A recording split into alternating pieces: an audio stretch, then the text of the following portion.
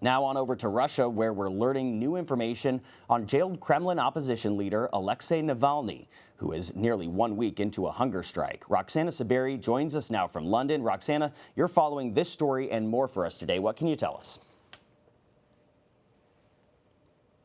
That's right, Tom. Navalny has tested negative for COVID-19 twice. That's according to his attorney. Prison doctors had said earlier this week that Russia's most prominent opposition leader was showing signs of respiratory illness. And Navalny posted on Instagram through his associates that he had a fever and that 3 fellow inmates were being treated for tuberculosis.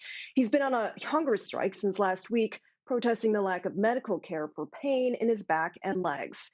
Navalny is serving a 2.5-year sentence for violating the terms of a conviction that he disputes. Russian police say they arrested several people yesterday outside the prison where Navalny is jailed. One of them was his personal doctor, though she was later released.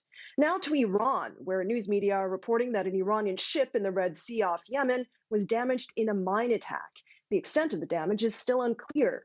The news comes as the U.S. and Iran have taken a step forward to get both countries back to a 2015 deal over Tehran's nuclear program.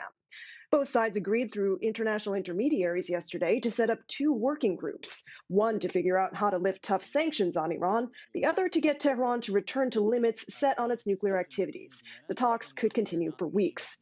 President Biden has vowed to bring the U.S. back into the deal. Former President Trump withdrew from it in 2018, saying it was too weak. Now over to Hong Kong, where media tycoon Jimmy Lai has reportedly pleaded guilty to taking part in an unauthorized protest in 2019. But Lai's newspaper, Apple Daily, reports he also said that he, quote, did nothing wrong, and history will judge us not guilty. A judge last week convicted Lai and 6 other pro-democracy leaders of unauthorized assembly. They each face up to 5 years in prison. Critics see the move as an attempt by Beijing to silence high-profile figures in Hong Kong's democracy movement.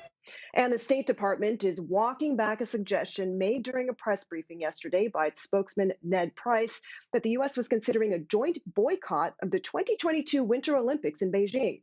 A senior State Department official now says the U.S. is not discussing a boycott, but officials are expected to speak with allies about next year's games. Human rights groups have called for the games to be boycotted or moved out of China over its human rights record. And those games are set to begin in February next year. Tom? Roxana, thank you.